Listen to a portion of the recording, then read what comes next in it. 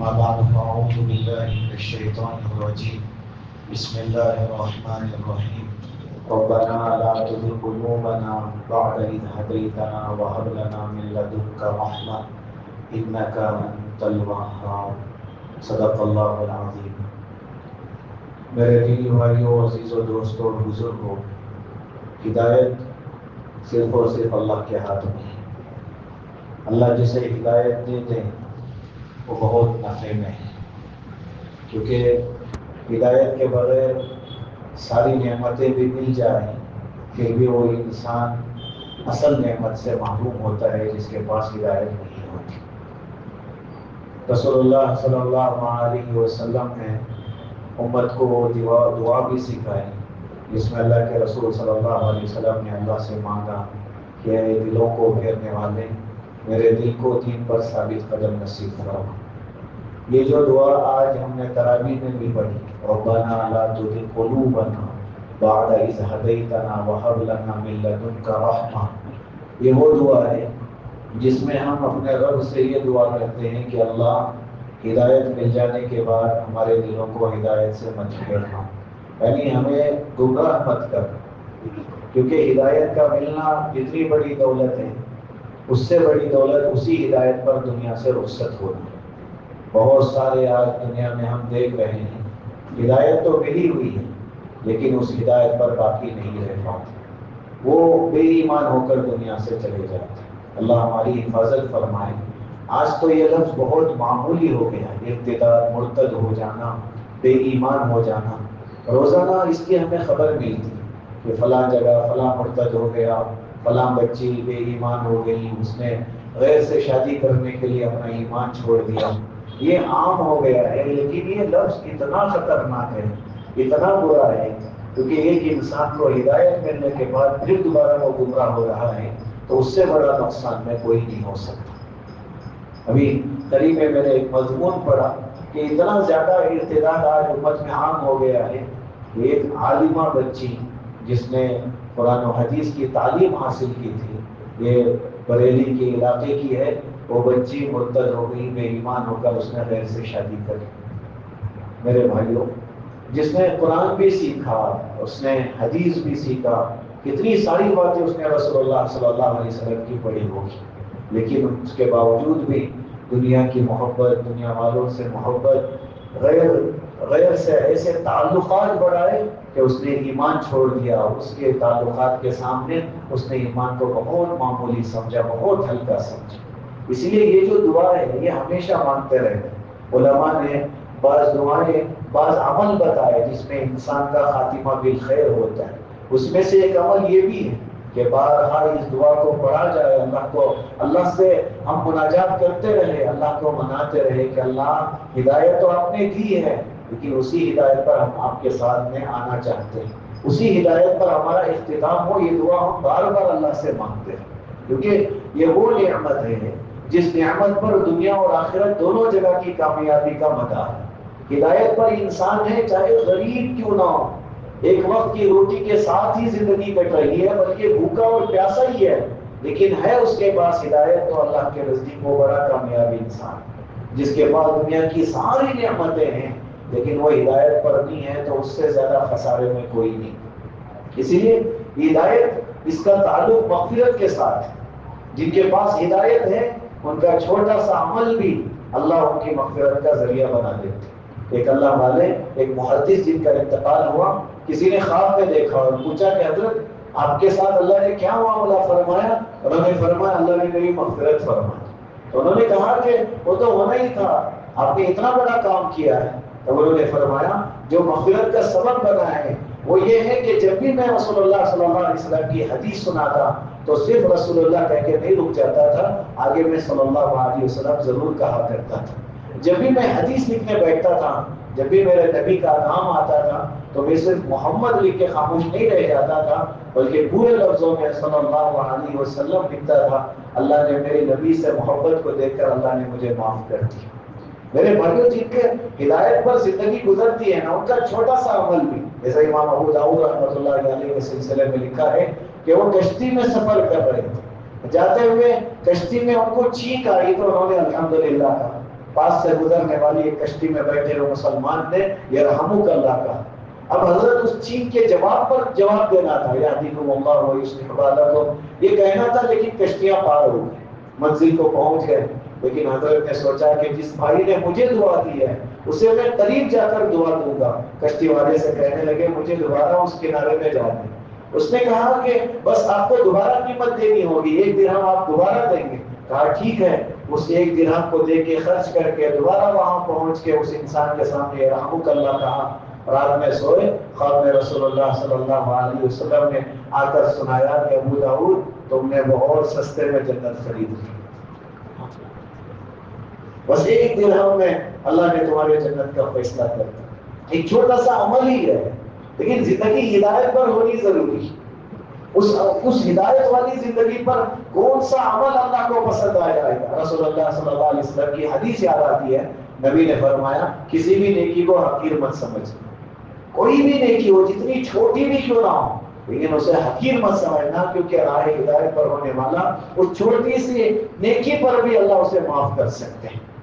بلکہ ایسی کوئی خصوصیت جسے اللہ پسند کر لے، اس کو ذریعہ بنا کر. میں ایک جملہ ہمیشہ کہا کرتا ہوں، ہدایت دینے کے لیے اللہ تعالیٰ کوئی نہ کوئی سبب ایسا دیتے ہیں اس انسان میں جو اس انسان کے ہدایت کا سبب بن جاتے ہیں. میں نے ایک واقعہ پڑھا، ابن قدامہ رحمۃ اللہ علیہ نے لکھا ہے کہ ایک مجوسی انسان تھا، آگ کی پوجا کرنے والا. اس نے اپنے ساتھیوں کے ساتھ بیٹھا ہوا تھا. اسی زمانے میں ایک صاحب اسے تلاش کرتے ہوئے آئے. اس مجوسی کو، اس آگ کی پوجا کرنے والے کو تلاش کر کے آئے. لوگوں نے معلوم کرنے لگے، تو لوگوں نے کہا جسے آپ تلاش کریں وہ یہی انسان ہے. اب اس سے ملاقات ہوئی، اس سے بات کی اور اسے ایک جملہ سنایا. اسے کہنے لگے کہ میں 2 دن سے رات میں خواب میں رسول اللہ صلی اللہ علیہ وسلم کو دیکھتا ہوں. میرے نبی تمہارا ایڈریس بتاتے ہوئے کہتے ہیں فلاں کے پاس جاؤ اور اسے یہ کہنا کہ تمہارے حق میں دعا قبول ہو گئی. اس سے جا کے صرف اتنا کہنا کہ تمہارے حق میں دعا قبول ہو گئی ہے. جیسے ہی انہوں نے 2 دن کا اپنا یہ خواب بتایا تو اس مجوسی نے فوراً اپنی زبان سے جملہ نکالا، اشہد ان لا الہ الا اللہ و اشہد ان محمد رسول اللہ. پھر اس نے فوراً اپنے بیٹے کو بلایا اور اپنی بیٹی کو بلایا.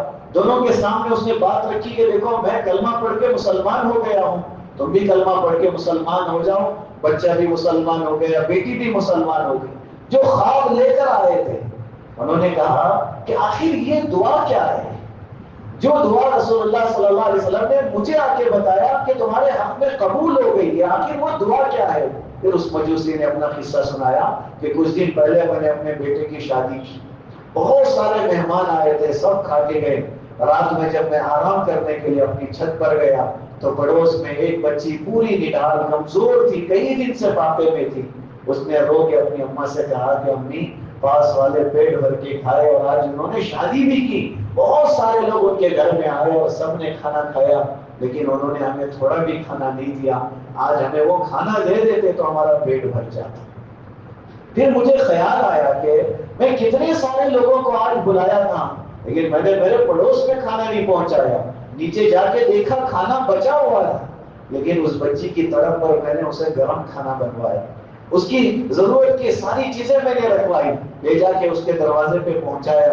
پھر واپس آ کے میں اپنے اسی چھت پہ گیا. پھر میں دیکھتا ہوں وہ بچی کھانے سے فارغ ہو کے اپنی ماں سے کہتی ہیں امی انہوں نے ہمارے ساتھ اتنی بھلائی کی ہے، ہمیں دعا کرنا چاہیے، یہ بندہ جہنم میں نہیں جا سکتا، اسے رسول اللہ صلی اللہ علیہ وسلم کا ایمان والا امتی ہونا چاہیے. ماں وہ بچی دعا کر رہی ہے اور ماں اور اس کی بہنیں بیٹھ کے آمین کہہ رہے ہیں. اس دعا کو میں سن کر دل میں ایمان تو آ گیا تھا، لیکن ظاہر تب ہوا جب رسول اللہ نے کہا کہ میرے حق میں دعا قبول ہو گئی ہے. وہ ہے بے ایمان، اس کے پاس کچھ نہیں تھا، اس نے ساری زندگی کس میں گزارا تھا. وہ بے ایمانی نہیں، وہ آگ کی پوجا کرتے ہوئے اللہ کو نہیں مان رہا. لیکن جب کسی ضرورت مند کی ضرورت پوری کرتا ہے اللہ اسے جب دینا چاہتے ہیں سب سے بڑا ہدیہ جو دینا چاہتے ہیں وہ اللہ نے ہدایت دی اور ایمان دی. میرے اور آپ کے پاس یہ چیز ہے لیکن آج تک ہم نے اس کی قدر نہیں کی، ہم نے اسے بہت معمولی سمجھا. اس لیے ہماری نظروں میں آج بھی دنیا والوں کی ان چیزوں پر ہے کہ وہ فلاں چیز میں بہت آگے چلے گئے، ان کے پاس وہ ہے، ان کے پاس یہ ہے. لیکن میرے بھائیوں قسم خدا کی جو ایمان میرے اور آپ کے پاس ہے اس کی قیمت دنیا والوں کے کسی کے پاس نہیں ہو سکتی. اللہ ہمیں اس کی قدر نصیب فرمائے اور اسی ہدایت پر دنیا کی زندگی گزار کے دنیا سے رخصت ہونے کے اللہ ہمیں توفیق نصیب فرمائے. کیونکہ میں ہمیشہ کہا کرتا ہوں ایک اللہ والے سفر میں تھے, راستے میں سفر کے درمیان میں ایک آپ کا پجاری ان کے ساتھ ہو گیا. کتابوں میں لکھا ہوا ہے وہ ساتھ دونوں چلنے لگے, ایک جگہ پہ جا کے بحث ہو گئی کس کا اللہ حق ہے, کون سا خدا برحق ہے, اس بات پر بحث ہو گئی. دونوں آپس میں جھگڑتے رہے. جو آپ کا پجاری تھا اس نے کہا کہ میرا جو خدا ہے آگ وہ مجھے نہیں جلائے گا, تمہیں جلا دے گا. تب وہ اللہ والے کہنے لگے کہ دیکھ یہ جو تو جسے خدا مان رہے نا اس میں جلانے کی صفت میں میرے اللہ نے رکھی ہوئی ہے, اور اللہ نے پہلے دکھایا ہے اپنے خلیل کو آگ میں بھیج کے بتایا یہ جلائے گی تب میں اسے جلانے کا حکم دوں گا, ورنہ یہ گلے گلزار بن جائے گی, یہ راحت کا سبب بن جائے گی. بحث اتنی بڑی, دونوں نے طے کیا کہ چلو آگ میں کود کے دیکھتے ہیں. آگ جلا دی گئی, آگ کے قریب پہنچ گئے. اب آگ میں جب جانے کا وقت آیا جو آگ کا پجاری ہے وہ ڈر گیا, اس کے اندر خوف پیدا ہو گیا کہ ہو سکتا ہے کہ میں جل جاؤں, اس لیے وہ ڈر کے پیچھے جانے لگا. لیکن جو اللہ والے تھے انہیں یقین تھا کہ اللہ میں تیرے خاطر آگ میں جا رہا ہوں, آج تو میں نہیں چلوں گا, یہ طے ہے کہ یہ صرف تیرے خاطر جانا. جب وہ انکار کرنے لگا وہ مجوسی تو اس کا ہاتھ پکڑ کے سیدھے آگ کے اندر لے کر گئے. تھوڑی دیر دونوں کا ہاتھ آگ میں رہا, باہر نکالا تو عجیب ماجرا تھا, کسی کا ہاتھ نہیں جلا تھا.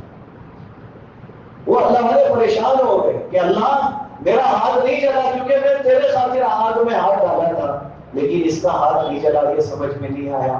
تو غیب سے آواز آئی اور میرے لاڈلے میں اس کا ہاتھ کیسے جلاتا, وہ تیرے ہاتھ میں تھا.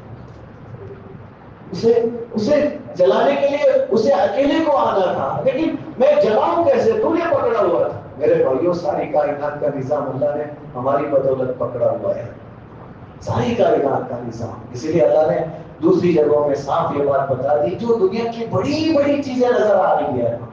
جب دنیا میں کوئی ہدایت میں نہیں رہے گا, ایک بھی اللہ اللہ کرنے والا نہیں رہے گا, یہ بڑی اور قیمتی چیزیں تمہیں ہواؤں میں اڑتی نظر آئے گی, یہ بے حیثیت ہو جائے گی, ان کی کوئی حیثیت نہیں رہے گی. اسی لیے جس کو اللہ ہدایت پہ لانا ہوتا ہے چھوٹا سا عمل بھی ذریعہ بنا. امام ابو حنیفہ رحمۃ اللہ علیہ کے سلسلے میں لکھا ہے, بات ذہن میں آ گئی تو آپ کو بتا رہا ہوں. ایک مرتبہ جا رہے تھے تو جس راستے سے جا رہے تھے کیچڑ پڑا ہوا تھا, قدم ایسا لگا کہ کیچڑ اڑ کے ایک دیوار پہ جا کے لگ گئے. تو امام صاحب پریشان ہو گئے, اللہ والے تھے, کھڑے ہو گئے, دیکھنے لگے کہ اللہ اس دیوار پہ کیچڑ پڑ گیا ہے, صاف کروں تو اس دیوار کی تھوڑی سی مٹی بھی گر جائے گی, اب کروں تو کیا کروں. ایسے اخلاق تھے وہ, یہ حقیقت میں ایمان والے ہوتے. میرے بھائیوں آج جب ہم گاڑی چلا رہے ہوتے ہمیں خیال ہی نہیں ہوتا کہ پڑوس کو تکلیف بھی ہو جاتی, ہمیں خیال ہی نہیں آتا کہ میرے پاس میں جو چلنے پھرنے والے ہیں ان کو ٹھیس پہنچ جائے گی, ہمیں خیال نہیں آتا, حالانکہ ہم اسے اسلام ہی نہیں سمجھتے. امام ابو حنیفہ رحمۃ اللہ علیہ بڑے پریشان تھے. ادھر سے اس گھر کا وہ جو آدمی تھا, گھر کا مالک تھا, وہ آ رہا ہے, وہ امام صاحب کو دیکھ کے پریشان ہو گیا, وہ بھی بے ایمان تھا کیونکہ اس نے امام صاحب سے قرضہ لیا ہوا تھا. وہ دیکھ رہے ہیں کہ امام صاحب پریشان بھی ہیں اور گھر کے باہر بھی کھڑے ہیں اور مجھ سے قرض لینے کے لیے آئے ہیں, اب کروں تو کیا کروں. آگے جاتے ہی فوراً اس نے مدد کرنی شروع کر دی, امام صاحب اور تھوڑی دیر کی مہلت دے تو آپ مجھے, میں بعد میں آپ کا قرضہ لوٹا دوں گا. انہوں نے کہا قرضے کی بات چھوڑ, میں یہاں سے جا رہا تھا تو میرے قدموں سے اڑ کر یہ کیچڑ تیرے دیوار پہ پڑی ہے, اب مجھے فکر اس بات کا ہے کہ میں کیچڑ صاف کروں تو تیری سی تھوڑی سی مٹی نکل جائے گی. اور رو کے کہنے لگا امام صاحب دیوار بعد میں پاک کرنا, پہلے میرے دل کو صاف کر دو. اتنی زیادہ اخلاق آپ کے اسلام میں ہے تو میں اس سے دور کیسے رہ سکتا ہوں, پھر کلمہ پڑھ کے مسلمان ہو. میرے بھائیوں ہم جب ہدایت پر ہیں نا تو ایک نصیحت اس میں یہ ہے کہ ہم کبھی کسی کو حقیر نہ سمجھیں. اللہ نے دیا ہے ہدایت, اللہ نے دی ہوئی ہے, اس میں ہمارا کوئی کمال نہیں. اس لیے کتابوں میں کتنی جگہ ہے, شیخ زکریا رحمۃ اللہ علیہ نے آپ بیتی میں اور دیگر کتابوں میں یہ واقعہ لکھا ہوا ہے کہ ابو عبداللہ اندلسی بڑے اللہ والے گزرے ہیں, 30,000 حدیثیں ان کو یاد تھی. کوئی معمولی بات ہے رسول اللہ صلی اللہ علیہ وسلم کی حدیث کو 30,000 حدیثوں کو سینے میں جمع کرنا, اور پورے قرآن کے حافظ تھے, اور صرف قرآن کے حافظ نہیں, کئی سارے طریقوں پر قرآن پڑھتے تھے. ان کے ایک وقت میں 12,000 شاگرد علماء نے لکھے، 12,000 مرید ان کے پاس رہا کرتے جو ان کے پاس درس سنا کرتے تھے۔ ایک دن یہ سفر میں اپنے ساتھیوں کے ساتھ گئے، اسی سفر میں شیخ شبلی رحمت اللہ علیہ بھی موجود ہیں، بڑے اللہ والے ان کے ساتھی ہیں۔ جاتے ہوئے ایک بستی میں داخل ہوئے، کچھ لڑکیاں پانی بھر رہی ہیں، عیسائیوں کی بستی ہے، لیکن اچانک ہوا ایسے کہ وہ جو شیخ ہیں ابو عبداللہ اندلسی، انہوں نے ایک لڑکی کو دیکھا اور اسے پسند کر بیٹھے، بڑے اللہ والے ہیں، لیکن جا کے وہاں دوسری موجود لڑکیوں سے پوچھنے لگے کہ یہ لڑکی اس کا گھر کہاں ہے؟ اب اس کے پیچھے جانے لگے، سارے شاگرد پیچھے جا رہے، کہا حضرت آپ کہاں جا رہے ہیں؟ ہم آپ کے ساتھ ایک دینی سفر پہ نکلے ہیں، آپ کہاں جا رہے ہیں؟ انہوں نے کہا کہ نہیں، اب تمہارا راستہ الگ ہے، میرا راستہ الگ ہے، تم جاؤ، میں اس کے پیچھے جا رہا ہوں۔ بہت سمجھایا شاگردوں نے، بہت رونا دھونا شروع کیا، لیکن ماننے کو تیار ہی نہیں تھی۔ اب گئے سیدھے اس لڑکی کے گھر کے پاس پہنچے، دیکھا تو وہ عیسائی ہے، اس کا باپ عیسائی ہے۔ جب جا کے اس کے سامنے درخواست رکھی، انہوں نے کہا کہ مشکل نہیں ہے، لیکن پہلے کچھ سال آپ کو میرے مذہب کو قبول کرنا ہوگا، پہلے آپ عیسائی بنو گے۔ اللہ ہماری حفاظت فرمائے۔ آج بہت آسان ہو گئی یہ چیز، بہت آسانی سے لوگ مرتد ہو رہے ہیں۔ اس نے کہا کہ بس آپ اپنا مذہب چھوڑ دیں اور آپ کو دوسرا کام میرے یہ جو خنزیر ہے اسے چرانا پڑے گا۔ لیکن ایسے گرفتار ہوئے تھے، انہوں نے کہا کہ ٹھیک ہے، اب اس لڑکی کے عشق میں انہوں نے مذہب بدل لیا، اب ان خنزیروں کو چرانے لگے۔ تھوڑے دن کے بعد سارے شاگرد دوبارہ ان کو تلاش کرنے کے لیے آئے تو کیا دیکھا کہ سارے جانوروں کو، خنزیروں کو چرا رہے، اور اس عصے کو، جس عصے پہ ٹیک لگا کے حدیث پڑھا کرتے تھے، اس عصے سے خنزیروں کو چرا رہے تھے۔ شیخ شبلی رحمت اللہ علیہ وہ قریب گئے اور جا کے رونا شروع کیا کہ حضرت آپ کی یہ کیا حالت ہے؟ اب کہاں تھے اور کہاں آ گئے؟ کیسی زندگی آپ کی گزر رہی تھی؟ اب سارے شاگرد رو رہے ہیں، سب دعائیں کر رہے ہیں، تو شیخ بھی رونے لگے، ابو عبداللہ اندلسی بھی رونے لگے۔ تو شبلی رحمت اللہ علیہ نے پوچھا حضرت آپ پورے قرآن کے حافظ تھے، آپ کو کوئی آیت یاد ہے؟ انہوں نے کہا کہ سارا قرآن بھول گیا ہوں، بس 2 آیتیں یاد پڑتی ہیں، 2 آیتیں یاد ہیں۔ کہا کون سی آیتیں ہیں؟ انہوں نے کہا وَمَن يُهِنِ اللَّهُ فَمَا لَهُ مِن مُكْرِمٍ، جسے اللہ ذلیل کر دے اسے کوئی عزت نہیں دے سکتا۔ کہا یہ آیت یاد ہے۔ اور دوسری آیت کون سی یاد ہے؟ انہوں نے کہا وَمَن يَتَبَدَّلِ الْكُفْرَ بِالْإِيمَانِ فَقَدْ ضَلَّ سَوَاءَ السَّبِيلِ۔ انہوں نے کہا کہ جو کفر کو ایمان کے بدلے میں اختیار کر لے، جو بدل ڈالے، وہ سیدھے راستے سے وہ ہٹ گیا ہے، وہ گمراہ ہو گیا ہے۔ وہ جو آیت انہوں نے پڑھی اور زیادہ رونے لگے۔ کہا حضرت آپ حدیث پڑھا یاد تھے، آپ کو 30,000 حدیثوں کے حافظ تھے، کیا آپ کو کوئی حدیث یاد ہے؟ انہوں نے فرمایا ہاں، بس ایک حدیث یاد ہے، باقی ساری بھول گیا ہوں۔ وہ حدیث ہے من بدل دینہ فاقتلوہ، جو اس دین کو بدل دے اسے قتل کر دو۔ بس یہی یاد ہے، اس کے علاوہ یاد نہیں۔ اب رو رہے ہیں۔ شاگردوں نے بڑی کوشش کی کہ حضرت آپ ایک مرتبہ کلمہ پڑھے، پڑھنے کی کوشش کی، زبان سے کلمہ نہیں نکل رہا ہے، زبان سے کلمہ ادا نہیں ہو رہا ہے۔ پریشان ہو گئے، شاگرد کہنے لگے چلو اب ہمارا کام ختم ہو گیا، سارے جا رہے ہیں۔ تھوڑی دور جا کے دیکھا کہ ایک آواز آ رہی ہے، شبلی رکو۔ پلٹ کر دیکھا تو وہی شیخ ہیں جن کا سارا لباس بدلا ہوا ہے، غسل کر کے دوڑے ہوئے آ رہے ہیں، اور آ کے انہوں نے کہا کہ شبلی کلمہ زبان سے نکلتا ہے، اشہد ان لا الہ الا اللہ اشہد ان محمد رسول اللہ۔ تم سب نے میرے لیے توبہ کی، میں نے بھی رویا، اللہ نے مجھے معاف کر دیا، میں نے اس لڑکی کو چھوڑ کے میں واپس آ گیا ہوں۔ اب شاگرد پھر بھی پریشان تھے کہ اللہ اتنا بڑا نیک انسان، مجھے اور آپ کو بڑے ڈرنے والی چیز ہے، کیونکہ نماز چھوڑ کے بھی ہم اپنے آپ کو مسلمان سمجھتے ہیں، قرآن نہیں پڑھ کے بھی ہم اپنے آپ کو مسلمان سمجھتے ہیں، رمضان کی بے حرمتی کر کے بھی ہم اپنے آپ کو مسلمان سمجھتے ہیں۔ جس کے سینے نے 30,000 حدیثوں کو محفوظ کیا، کتنی محنت کی، جس نے سارا قرآن سینے میں بٹھایا، کتنی محنت کی ہوگی، کتنے بڑے اللہ والے تھے ہوں گے جن کے بعد 12,000 شاگرد ہمیشہ رہتے ہیں۔ اب شاگردوں نے پوچھا حضرت بات سمجھ میں نہیں آئی کہ آخر غلطی کیا ہوئی تھی؟ انہوں نے کہا کہ جس وقت میں ہم بستی میں داخل ہوئے، یہ عیسائیوں کی بستی، یہ بے ایمان تھے، ان کو دیکھ کے میں نے دل سے کہا کہ یہ بے ایمان ذلیل ہے، حقیر ہے، میں ان کے سامنے عزت والا ہوں۔ غیب سے آواز آئی تو اپنے آپ میں بڑا سمجھتا ہے، ہدایت تجھے میں نے دیا تھا، ایمان تجھے میں نے دیا تھا، اور تو اپنے آپ میں کمال سمجھ کے ان کو حقیر سمجھ رہا ہے. اللہ نے ایمان عطا کیا. کہتے کچھ ایسا لگا جیسے میرے سینے سے نکل کے جا رہا ہے، پھر میں سارا کچھ بھول گیا.